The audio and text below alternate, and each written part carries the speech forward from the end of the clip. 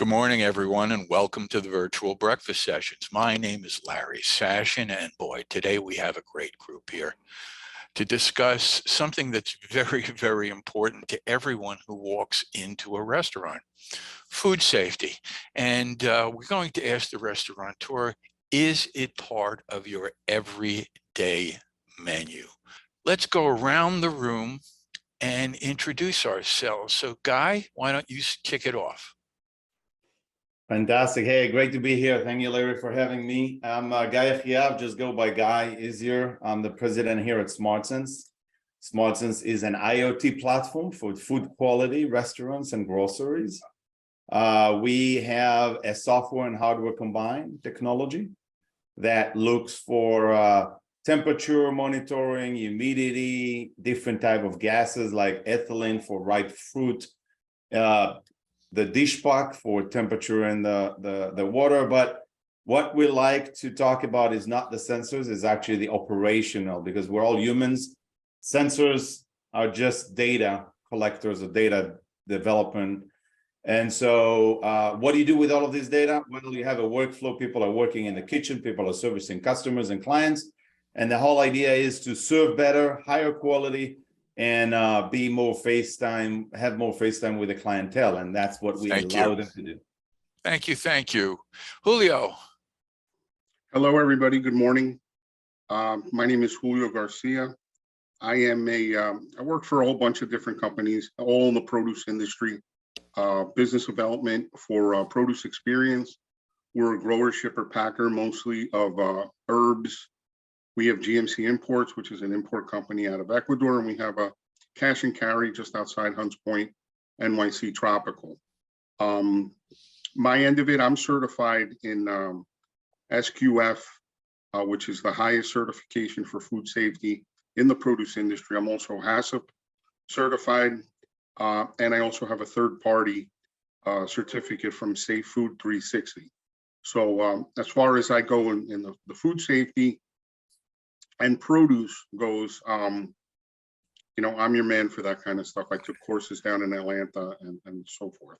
Thank you, thank you, thank you. Christian, introduce yourself, please. Unmute.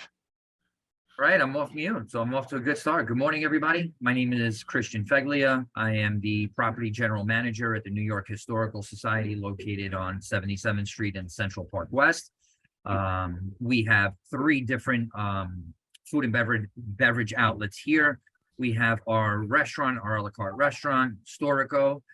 We also have our cafe, Parliament, and then we are responsible for all of the food and beverage operations within the Historical Society. So, i.e., catered events, weddings, fashion shows.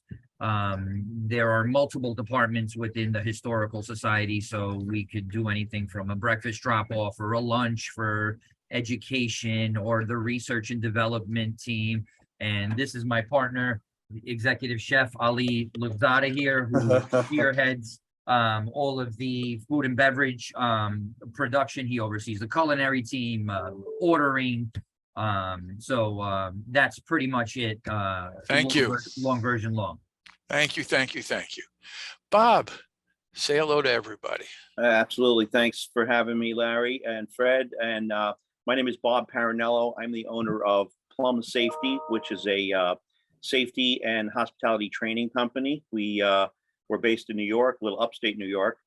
And we provide all sorts of, food safety certifications, HACCP certification, responsible alcohol service, allergen and gluten-free certifications, as well as a bunch of other just occupational health and safety, OSHA related things. So that's my company. We have a lean team, but we go anywhere in the country. In addition to that, I'm a public health inspector in Bethel, Connecticut. My director is very flexible, so I'm here right now. I'm here when I can be around my company, and I'm also an adjunct instructor at CIA Culinary Institute, teaching food safety. Been there about 15 years. So happy to be here and hear all your issues, and food safety is my thing.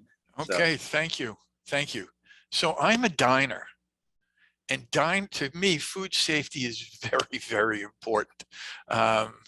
We have an expectation that when we show up at a restaurant or an event, that the food we put in our mouth is not going to kill us. So is Ali there, or is he just hiding in a corner? Ali, Yeah. you know, as a diner, the world considers that the dining world revolves around the chef. You are the person that touches our food numerous times before it gets on our plate. All right. How important is food safety to you? And what are the steps that every chef should be taking to ensure that what you put on a plate doesn't make me sick? So basically, it all starts from when the food walks in the door. When the delivery guy comes in, we make sure our receiver checks to make sure the fridge is refrigerated. The truck that he's bringing it on is refrigerated, because that's where it starts from. And then it starts to, as it sits out, as it's coming down the loading dock, it's walking in the kitchen, getting put away, checking the invoices to make sure nothing is damaged, nothing is broken, the temperature is good, everything weighs accurately. So as we start putting it away, we want to make sure there's contact, but the least amount of contact. So I don't want it to, like, if I have raw chicken, I want to make sure it's out of the bag, not sitting in the juices that it's sitting in, because it's probably sitting in there for like several days already. So we pull everything out, inspect all the meats, proteins, it doesn't smell, it's not slimy. Same goes with fish. When we get in whole fish, we make sure the eyes are not red, the gills are not muddy or discolored, and the flesh is firm, the scales, it has all its scales on. So there's a lot of steps that we take before we actually get something and approve it and keep it in-house. And once that comes in-house, then it's, again, food safety wise, it's who's handling the food, how much experience the person has. I'm not going to tell my intern to jump on, meat fabrication or chicken fabrication. All the proteins are handled mainly by me. And then if I feel comfortable with one of my soldiers or one of my right-hand guys, I will train them to make sure they know the proper steps on how to butcher it. And my sous chefs obviously know. So when he's here, he jumps on that and makes sure that he's tackling the protein that we have in house. And then again, it also goes to dented cans and making sure there's no holes in the bags. There's a few steps that we take in house.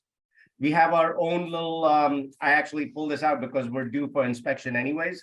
So I have kind of a breakdown of my sheet that I go through on a daily basis of from hot holding to cold holding to refrigerations to trash removal. So that also adds into safety as well. Thank you. And thank you for supplying me with 2 segues here. So one of the first things you mentioned was temperature and controls. Guy, I think you have something to say about that. Yeah, Ali made it sound very easy, and it's, you're only as good as your supplier. Let's start with that, right? The flow of food. When you're receiving it, you want to make sure that you're receiving the top quality. So food traceability is key. The truck that comes in, a lot of also grocers, not just restaurant, when the truck comes in and you check, even with the IR gun, you check the temperature right there and then, you don't know if the truck stopped in the middle of the desert somewhere in Phoenix for 2 hours and shut down the air conditioning and shut down the temperature, But so food traceability, number one, is key, specifically with any outbreaks of, salmonella and listeria and other crazy stuff that we heard about in the news. Because temperature can actually make it more healthy, not just the coolness, but the flow of food from the receiving lane to the freezer, to the refrigerator, to then how to make the food. The paper that Ali just shared with us is exactly how you should do it. With the lack of staffing, when a new staff comes in, you need to do all the training. Well, with the staff turning around so quickly as we see it today with the labor workers.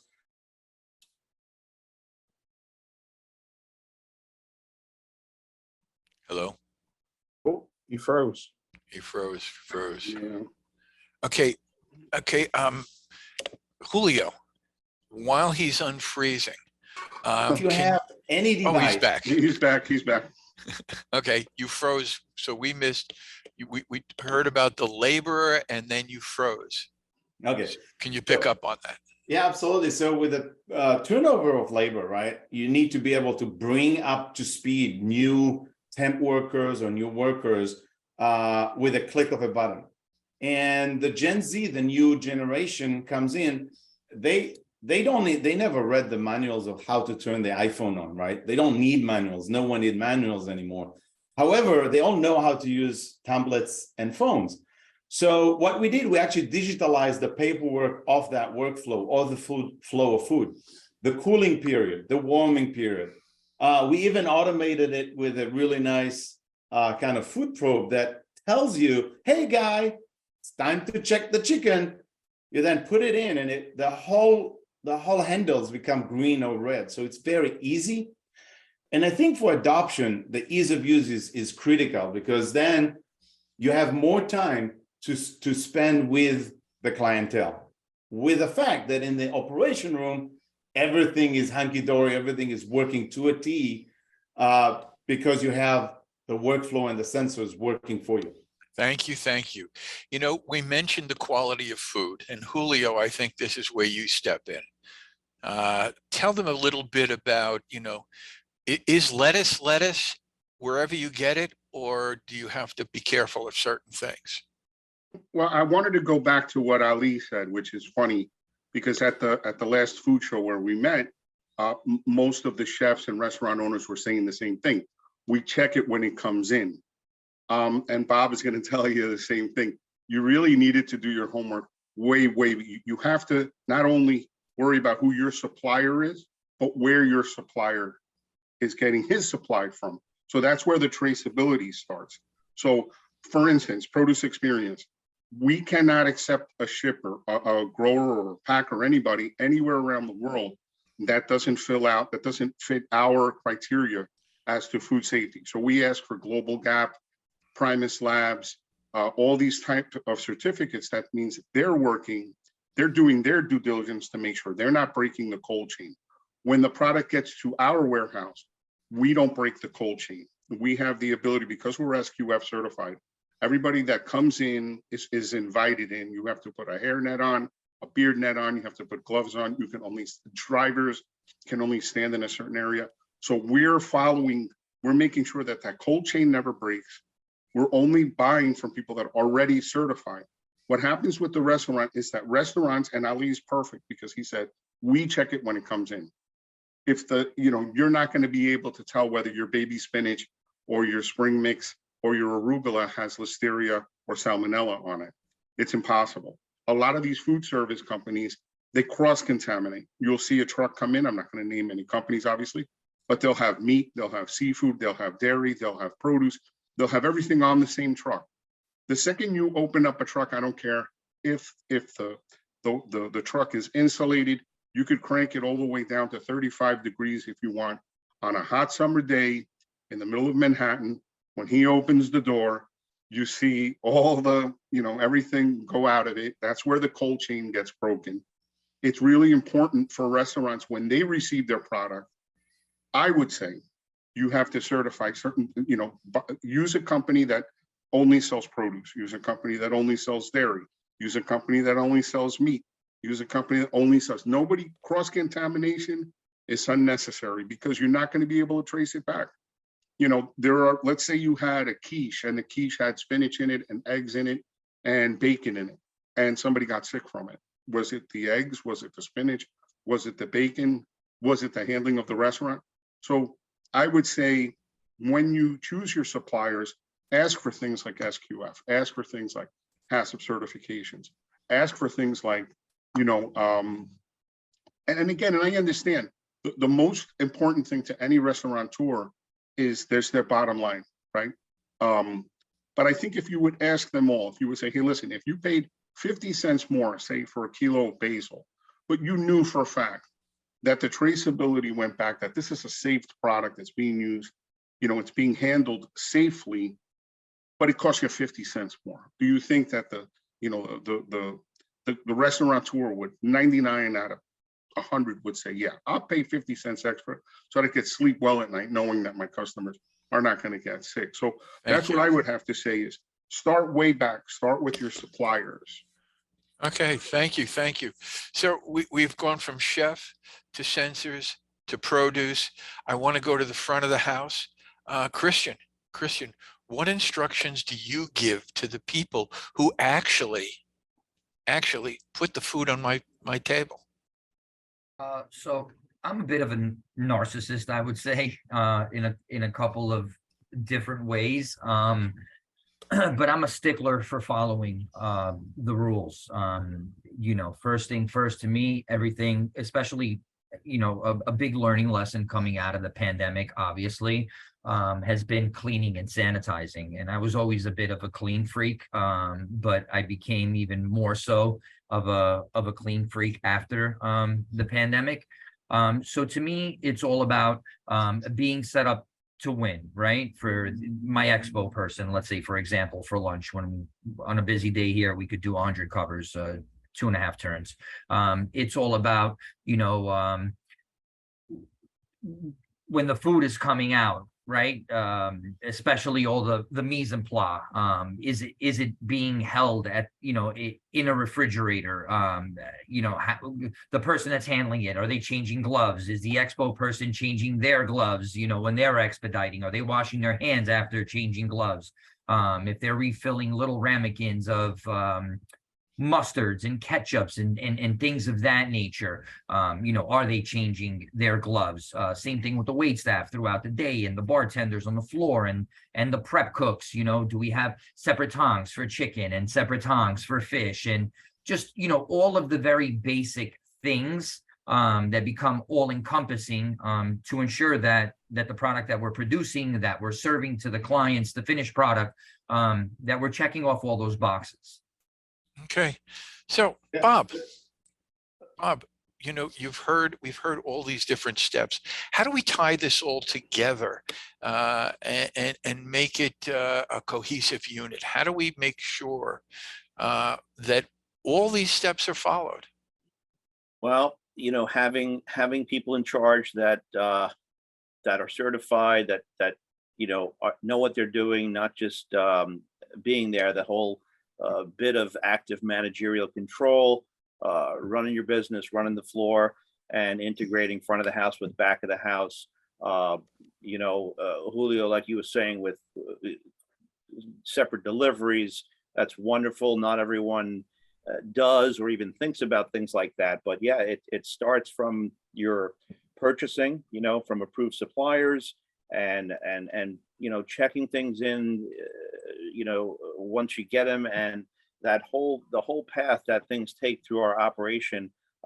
It's so easy to cross-contaminate, but also recontaminate. You can have a perfectly prepared and handled product, and like Christian said, in the front of the house, when you're getting all your mise en place ready to go for that expediter or whoever, if we're wiping that plate with a towel that's been compromised, which we often see in the past of places that aren't paying attention, we can have salmonella on our dessert. We can, everything we've done properly can be foiled by one stroke of a towel or a finger or a gloved hand that's been recontaminated. So, I always tell people, it's at the molecular level, and that's the challenge with food safety, is we don't see it. I deal with health and safety. Everyone's skinned their knee. Everyone knows, why we have a first aid kit. But food safety, we're industry professionals here, and probably everyone on the floor has unfortunately known someone who has gotten foodborne illness, but not a lot of our guests and not a lot of our diners that come in, and unfortunately our culinarians and our waiters. They know it by hearing things on the news. My God, the cruise ships that just had the outbreaks. I don't know if you folks heard about that, but again, that's close quarters, so it's hard to clean up and stop the spread of some of these organisms, like the guy was saying, with things like listeria and stuff that can grow even in refrigerated temperatures. And Julio, back to the produce, we don't cook our salad, and that's a big problem. So really, the reputable suppliers for things like our produce chain is critical. That chicken or that beef that's been bouncing around a tractor trailer with some other, poultry possibly, still isn't going to be the end of the world necessarily if we handle it well and cook our product properly. But produce is very, very vulnerable. You hear about the cases of E. coli on romaine and on salad greens. Well, it didn't come from the salad; it came from the livestock. But who gets the rap is the poor produce company and things like that, and you, the operator. So it's a big puzzle. It's I think the attention to detail really can't be said enough. As operators, don't hesitate to really just step back and observe, not just take it for granted that the flow is going on. Just see behaviors. Are people washing their hands, or are they wiping them on their aprons? Are our sanitation buckets changed properly? And with our logs and like Guy, I'm sure all your technology is wonderful, but it's like, are we looking at our logs, and whether it's like Ali with your paper log or software logs, are we verifying that what we set out to do is actually happening, or do we only worry about it if our high temperature alert goes off and sounds our cell phone when we're when we finally got home? Yes, So, yes. So, yeah, Larry, if I may, Go ahead. just going back to what Christian said, actually, it's the culture of food safety is really critical. And so what he basically said is that he and the sous chef and everyone is training everyone around the culture of food safety. The issue is when the chef and the sous chef are not there, because as when you run a restaurant, you become a slave to the restaurant. You're working there every day, 7 days. And when you're not there, you would like the standard operating procedures to be very clear. When I speak with the workers, they always tell me they want to do the right thing. Obviously, they want to do. Everyone wants to do the right thing. The thing is it clear what they need to do to create that food safety culture, right? And it is about culture. And part of it, the standard operating procedure should be a clear workflow. That as Bob said, it doesn't need to be only the alert, but it needs to be adopted as a culture. And in order for it to be adopted, we need to cater to the Gen Z, to the new workers, right? In the old days, we use pen and paper. The new days, everyone adopt the new technology. The technology needs to be easy to be adopted. The culture needs to be aligned for food safety. And now you get 1 + 1 = 3. Because even if the chef is not there, even if there's no regulation, right? The regulation was put on purpose so people will be trained, right? But you're not working there for the regulation. You're working there for your clientele and make sure that they enjoy the food from a taste and space perspective. But obviously, quality is critical there. Just like everything else that we talk about, it all boils down to training. And Fred has said many times, we've talked about the turnover in restaurants, and Christian and Ali, we spoke about it yesterday, and we use my philosophy of the 3 grades of people: the stars, the soldiers, and the stumps. How do we train? And the stars are obviously these guys are the brilliant people that come in and out of restaurants. They move out because they want to advance. The soldiers are the people that do most of the work, and the stumps are the place sitters, the place fillers. So how do we train? And Christian, you may want to jump in on this, or Bob. How do you train the stumps? The people that you had to have a body there, you put them there. They are the weakest. They tend to be the weakest link in this training system that we have, and they are just as important as the the executive chef because they're touching the food also. So how do we make sure that they do the right thing? And what steps do you take? Well, not just because I have a training company, but I've been in operations for, 40 plus years as a restaurant owner operator. I've been that 7-day person that you just spoke about, Guy. And it is difficult to get those, placeholders or stumps, as you put it, on board, doing the proper behaviors and having, fitting into the culture that maybe the chefs and managers and owners have. But how do we transcend that to the other people? I think there's, everyone has to be trained, and there's different courses for different levels, if you will. Not everyone has to be Serve Safe manager or New York City food handler certified, but I think it's important to at least get all of our staff the basic training, food handler training or something like that, where they understand in no uncertain terms why we do what we do, because we've all heard, I do this, do that.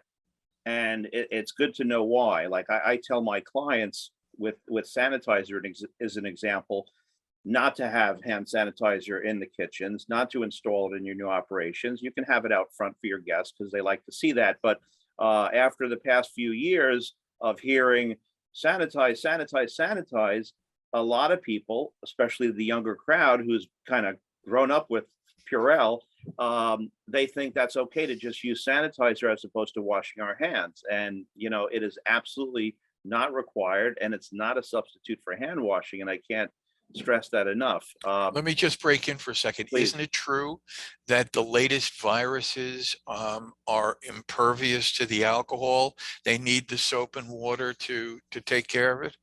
They absolutely do. And here's the thing, there's always going to be, bacterias resisting and getting around whatever is happening out there. There's no substitute for proper hand washing. And I tell people, I can speak freely here because, hey, guess what? If there's a pile of dog poop in the park and we squirt some sanitizer on it, does it make it good? Does it make it okay or clean? No, so it might kill a few germs, but, and there's nothing against sanitizer. It's great for your purse and your backpack, and keep some in your car or your briefcase.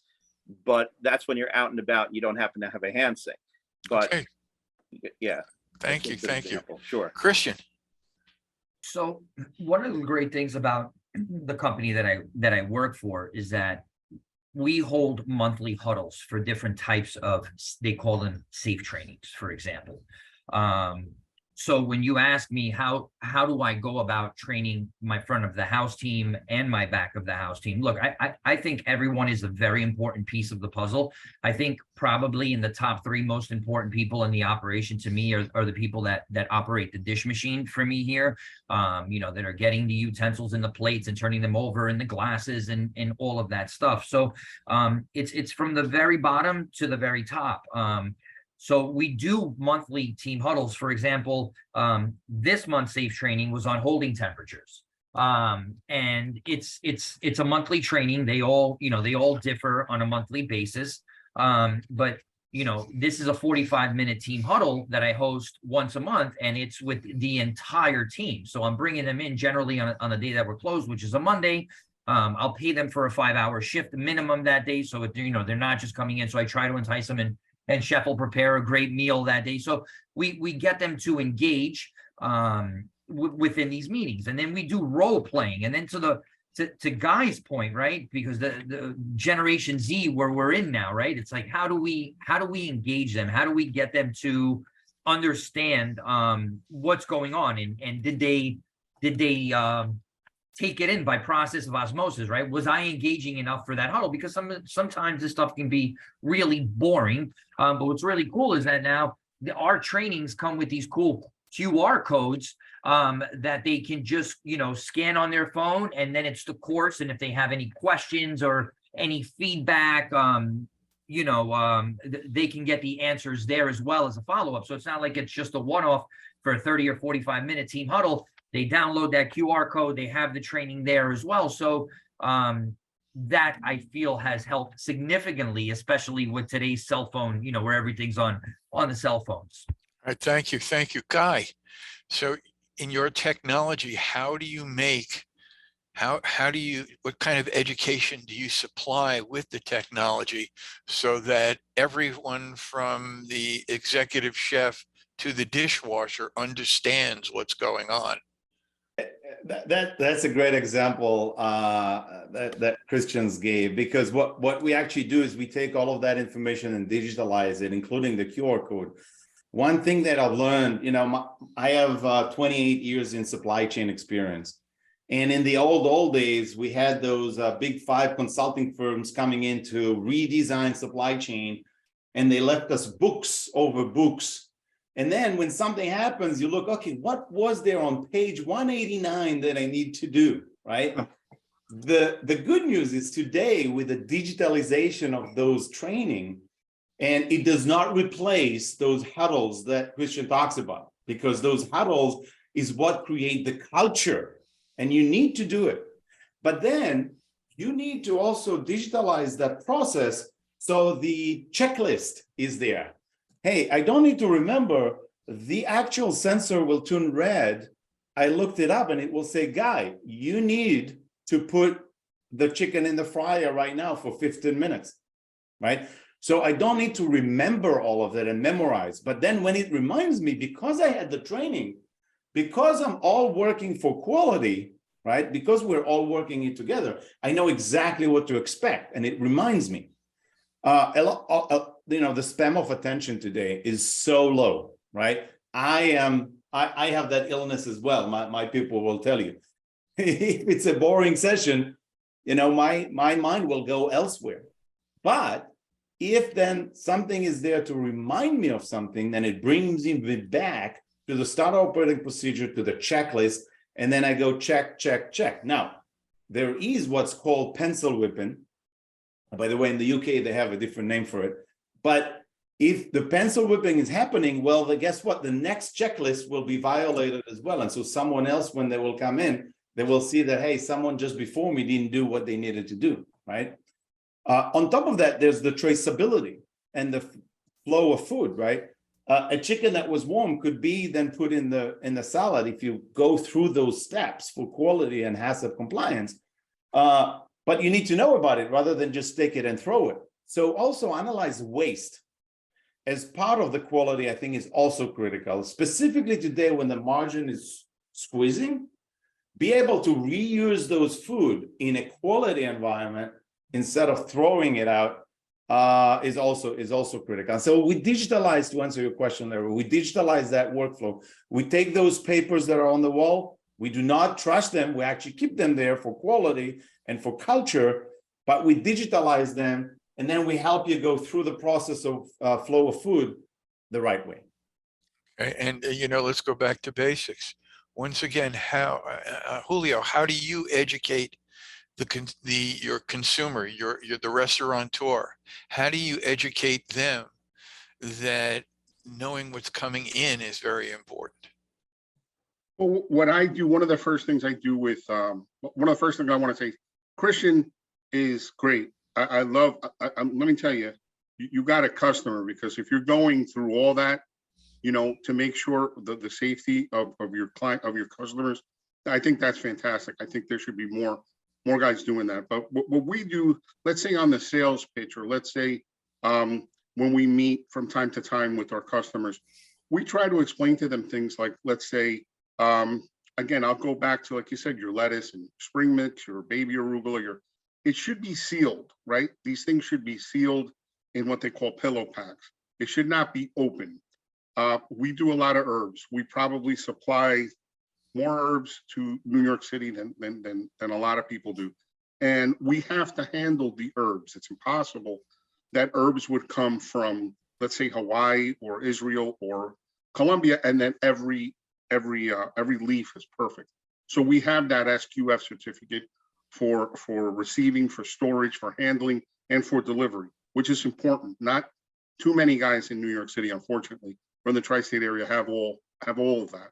So what we do is we'll receive basil, and we invite our customers to come in and see the difference. And we challenge them to go see someone else who's handling their herbs. If you're a receiver, Chris, and let's say you get a box of spring mix, and that spring mix is open, right? It's open, live leaves out, return it. There's absolutely no reason why. Don't ever buy clamshell unless it's from somebody, you know, the claims of triple washing and all these kind of things. I'm still on the fence with that kind of stuff. I really, you know, a triple washing, I'll still wash the bag salads here at home. I don't even want to get into organic. You know, that's a whole other issue. I would say, if I had, you know, what I try to explain to my customers is that no matter anything that can get washed, certainly wash it, right? Anything that could be washed, take a couple teaspoons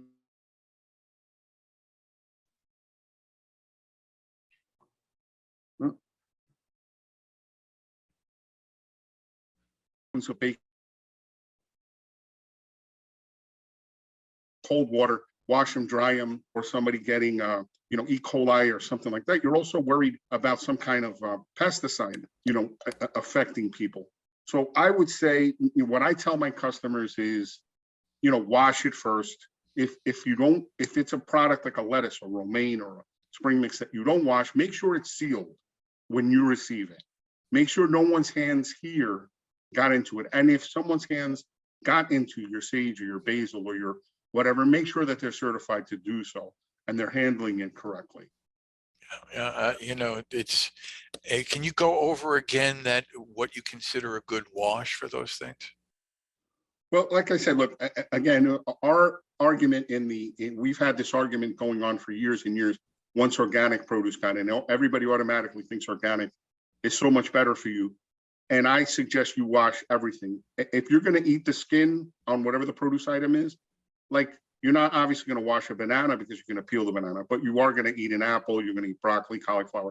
You should wash all of it, whether it's conventional or organic. Like, snake venom is organic, but it'll kill you. So wash it.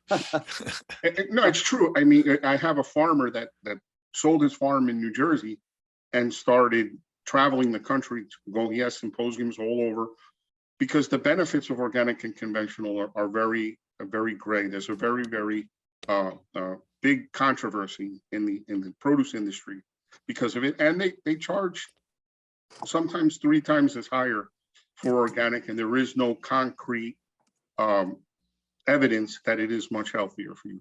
So I would say to anybody, when you receive something that's a leafy green, if it can be sealed, much better. If you're going anything else, I would certainly wash it. I would wash it. Apples, if you're going to make, you know, salad that has Granny Smith apples in it, Chris, I would suggest you wash them first. It's really, there's a lot of spray washes that are readily available. And again, just cold water, a couple tablespoons of baking soda really does the trick. Just try it out, Chris.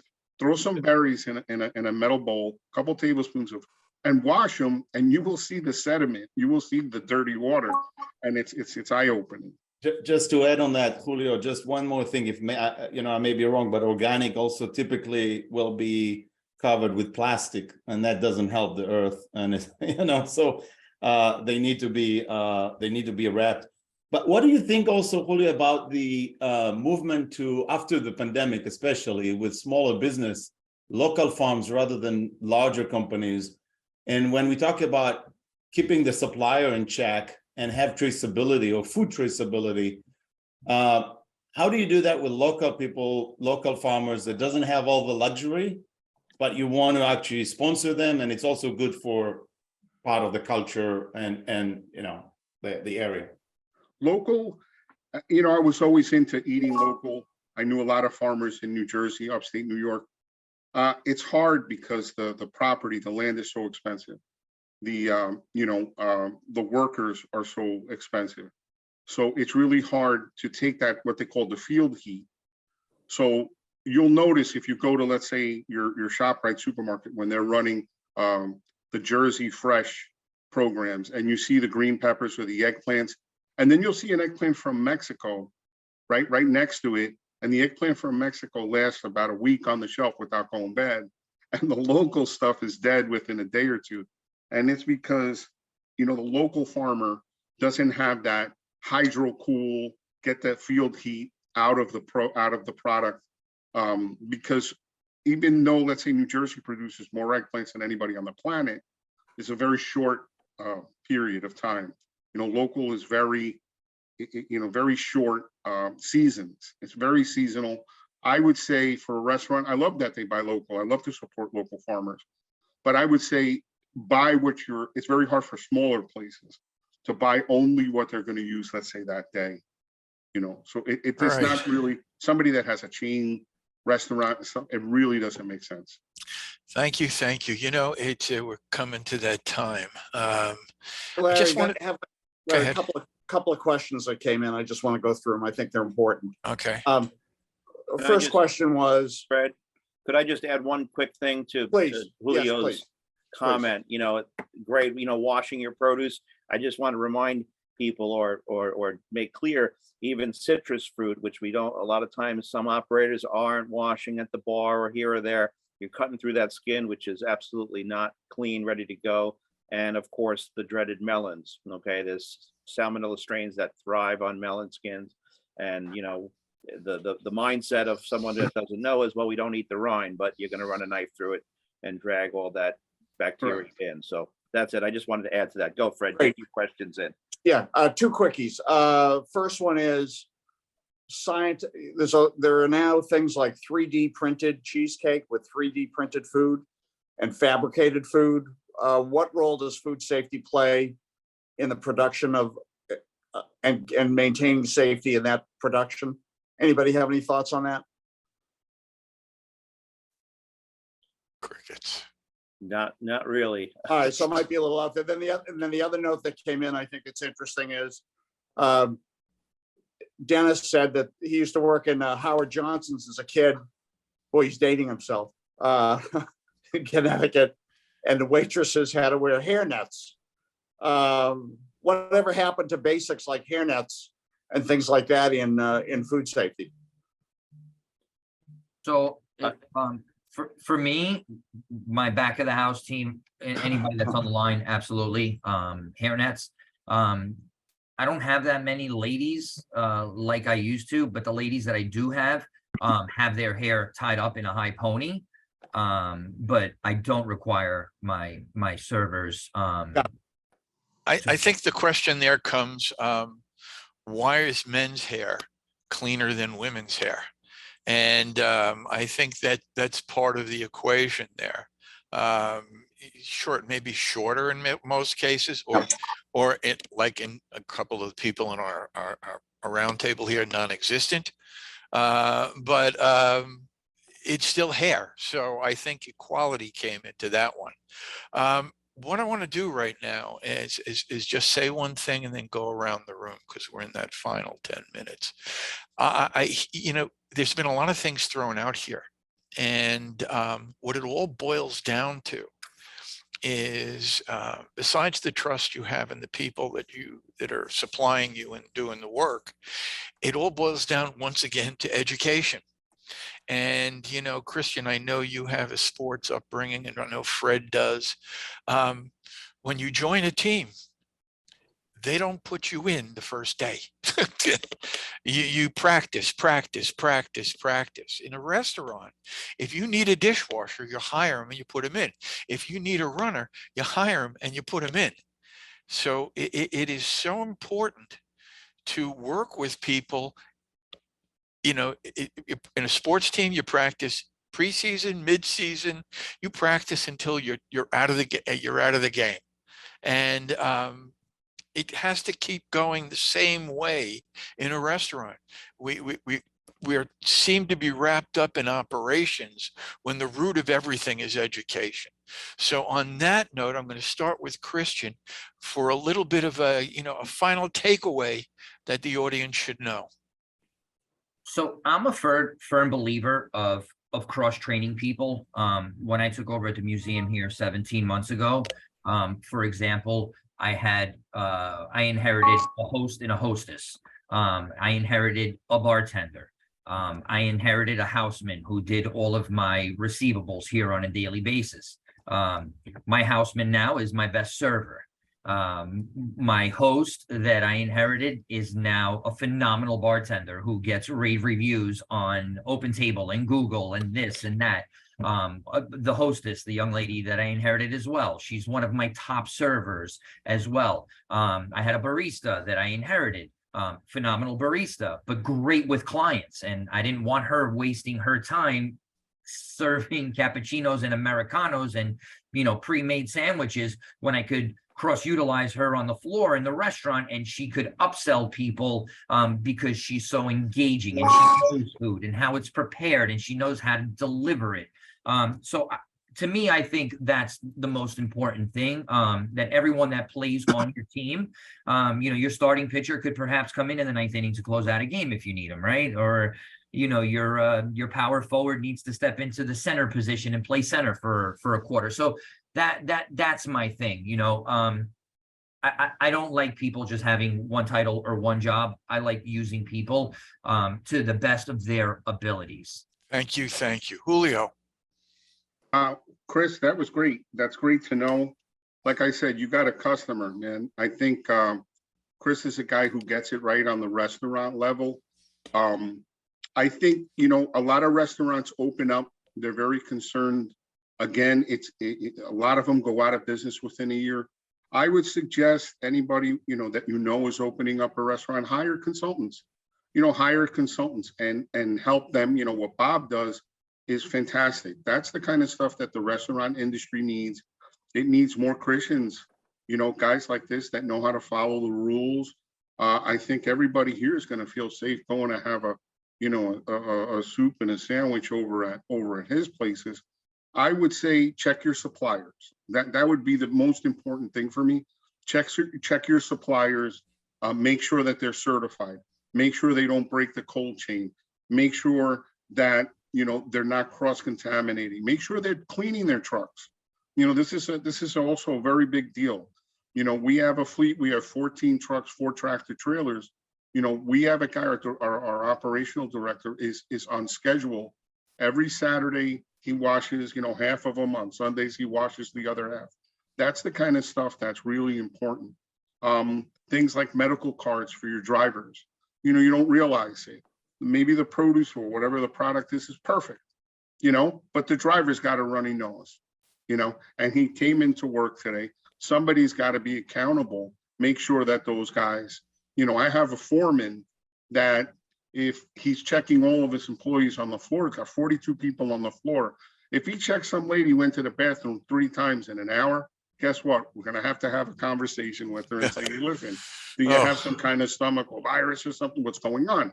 So those are the things, check your suppliers, make sure they're doing their due diligence. And I think everything will work out in the long run. Thank you. Bob. Yes. So I just wanted to circle back to Dennis's question about the hairnets real quick, because part of that text was about the authorities and, who should regulate this. Officially, anyone in the back of the house should have some kind of hat/hairnet or combination thereof if they have long hair, not hair. And even if, as you said, even if we don't have hair, you should have something on your head, because we touch our head, we sweat, and it's all part of the same system.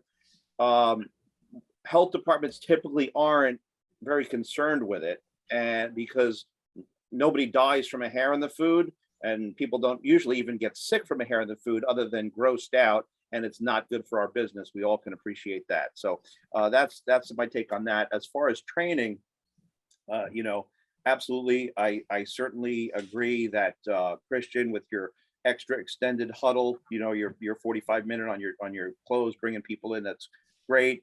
The pre-shift meetings every day that people have are fantastic.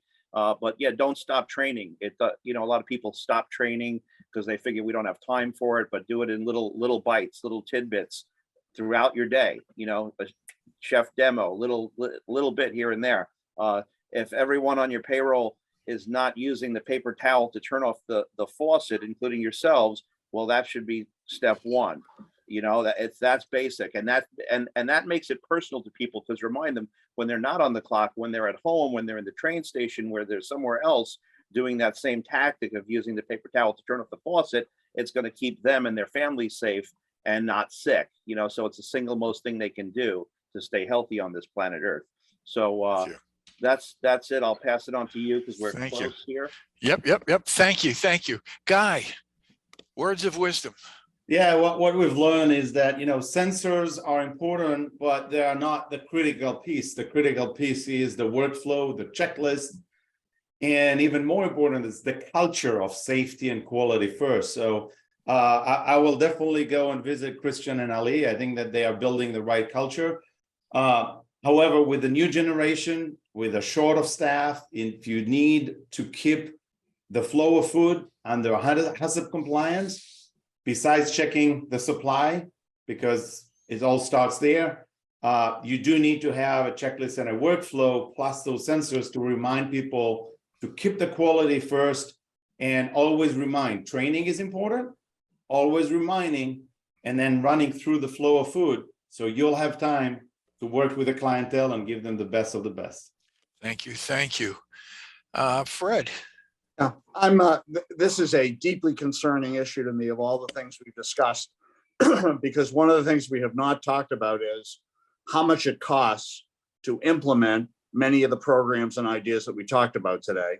And at the same time, we're running against what still is to some extent rampant inflation of pricing on everything. So that's a concern. And then at the same time, we're running against this $17 an hour dishwasher piece as well. So we've got an increase in labor. So at the same time, we're asking people to go through additional hoops and additional steps, all of which have to be done in order to keep the food chain safe, et cetera. But the question becomes, who's going to pay for this? And then at the same time, how quickly can technology come into the marketplace to start to control some of these costs as well? So this is a really, really interesting topic. Yes, I see food safety too Yep. in the horizon. So guys, keep yourselves available. I just really want to thank everyone who came out today and to be on the round table, to be part of the audience. Even my friend Dennis, who actually asked a question. I love it. We love the participation of the audience. So once again, we're going to be back in 2 weeks. And I think it's going to be a very interesting topic. It is, what is hospitality in 2023? Is there hostility building in hospitality? So I know it's a little bit of a puzzling title, but tune in and see what we're going to be talking about. And once again, thanks everybody for coming. Look for us on YouTube. And I only have 2 more things to say. Everyone, stay positive, test negative, and I'll see you in 2 weeks. Bye Thanks, now. guys. Thank you, everybody. Thanks all. Be well. Bye, guys.